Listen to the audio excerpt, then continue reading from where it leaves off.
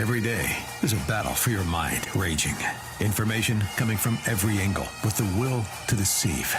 Fear not. You found the place for truth. The voice of a generation that still has the will to believe in the greatest country in the history of the world. This is the Charlie Kirk Show. Buckle up. Here we go. All right, welcome to the Charlie Kirk Show. It is Monday. We are in the month of December finally. I hope you all had a very warm, restful, relaxing Thanksgiving holiday with your friends and family. You ate too much food. There's a lot going on. There was a ton of news. That was probably the biggest news weekend over a Thanksgiving that I can recall. There's probably one I'm forgetting about. It kicked off on Wednesday.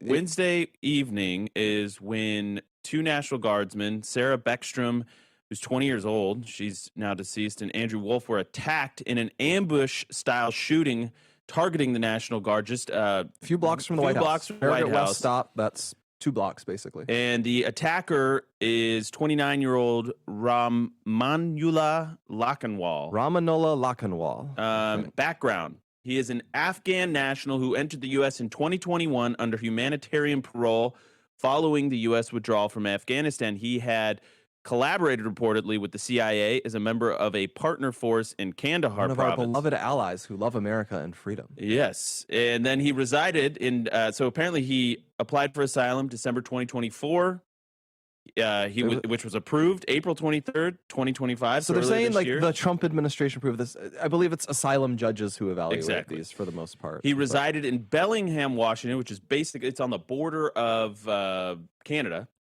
And he drove 40 hours across the country to carry out this attack. And then all hell breaks loose after that. Go ahead, Blake. And on top of that, we should add he has a wife and 5 children who shall be your burden to bear for the rest of time. Because of course. And so, all hell breaks loose. He conducts this attack.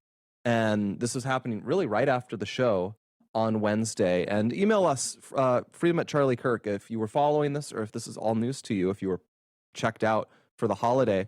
So what really happens is, what's incredible is President Trump reacts very sharply to this. Very strongly. He gives some remarks. He gives some remarks that night, but what was especially telling was the Truth Social post he made. Was it that night or the following day? It was the following day. The following day. So I mean, actually, technically, it was, I think, later that night. Yeah, let's just. I want to read this because it's actually just quite a barn burner of a statement. I won't read the whole thing, but I want to read most of it. I was pulling up the most important portion of it. I think we should I'll blitz through it really quick. A very happy Thanksgiving salutation to all our great American citizens and patriots who have been so nice in allowing our country to be divided, disrupted, carved up, murdered, beaten, mugged, and laughed at, along with certain other foolish countries throughout the world for being politically correct and just plain stupid when it comes to immigration. The official U.S. foreign population stands at 53 million people, most of which are on welfare from failed nations or from prisons, mental institutions, gangs, or drug cartels. Let's skip ahead a bit. A migrant earning $30,000 with a green card will get roughly $50,000 in yearly benefits for their family. The real migrant population is much higher. This refugee burden is the leading cause of social dysfunction in America, something that did not exist after World War II, with failed schools, high crime, urban decay, overcrowded hospitals, housing shortages, and large deficits, etc. As an example, and he calls out the story we covered a bunch last week, the Somali fraud stuff that Chris Rufo covered.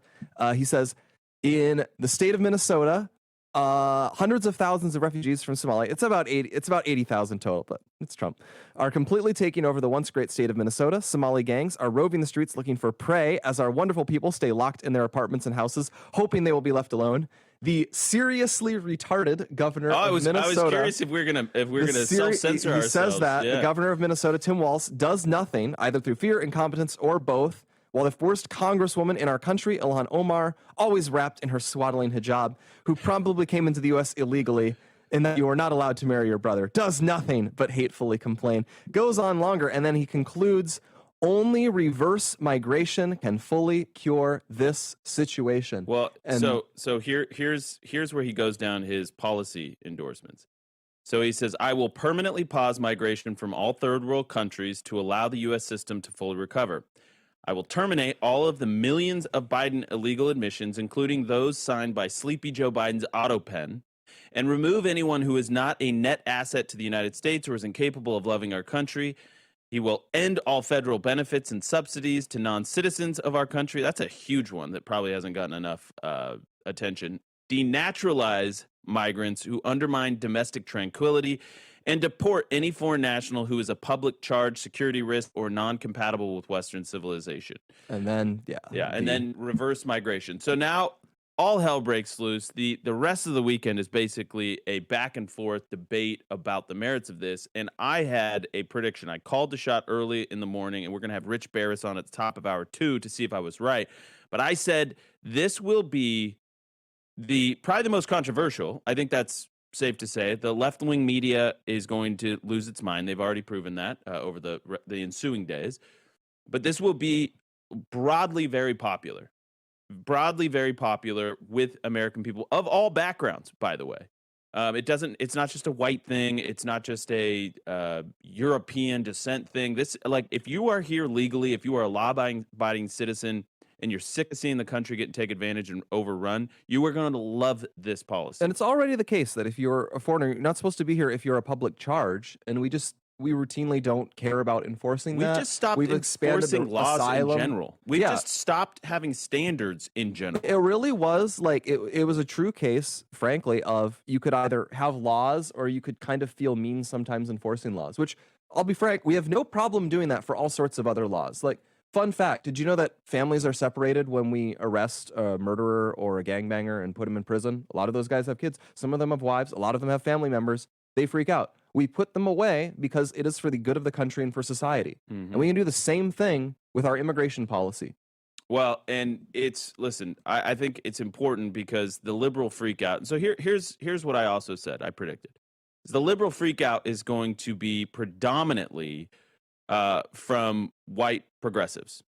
And I think that is mostly proving true, but there's voices of all shades coming out against this, but they're all Democrats, and it's all relatively predictable stuff. Well, and an Indiana senator, a Republican, says he's not going to vote for redistricting because Trump said the word retarded. Yes, and that turns out that same Indiana senator's wife is getting certain contracts. He's also been it's probably not the real reason. He's also been guilty of a DUI, all sorts of things. Well, let's just play a smattering here now of people blaming President Trump for the shooting, which kicked this whole weekend off.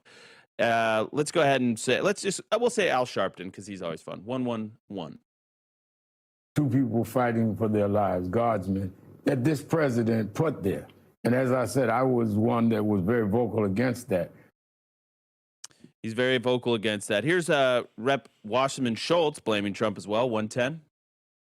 Would an individual have flown across the country to target law enforcement officers in Washington, D.C.? And, I mean, the answer is likely no. So why wasn't the president's first thought, wow, maybe I should reconsider deploying military troops in the nation's capital or in any city? Now, reminder, the National Guard has been largely very successful in its deployments. Crime is down. They are a peacekeeping force. They are not out there pointing guns in people's faces. It's simply, it's the same. It was impact. A purely symbolic act. Yes. It was just, he wanted to attack American soldiers, and this was a high-profile way for him to do it. 1,000%. And by the way, this guy was working with the CIA, and this is what gets me, actually, when I think about this. Listen, there are some good Afghan people that worked loyally. My brother was deployed to Afghanistan and says very nice things about some of them, says some not so nice things about others. But basically what the litmus test was, like, well, listen, if you're going to accept CIA cash and betray your own homeland and work with an invading force, then we are going to reward you by bringing you over here with no strings attached. And all five of your kids. Yeah, and you can all have 500 kids and live on the public dole. It's getting the logic is just astounding, and I think Americans are getting very, very fed up with having our country overrun and ripped off. That's why it will be popular. I want to tell you really quickly about our partners over at Patriot Mobile. Did you know that they are the only wireless provider that supports your values, your Christian conservative values, support 2A, pro-life, pro-first responders. That is what is so great about Patriot Supply. You are My Patriot Mobile, pardon me.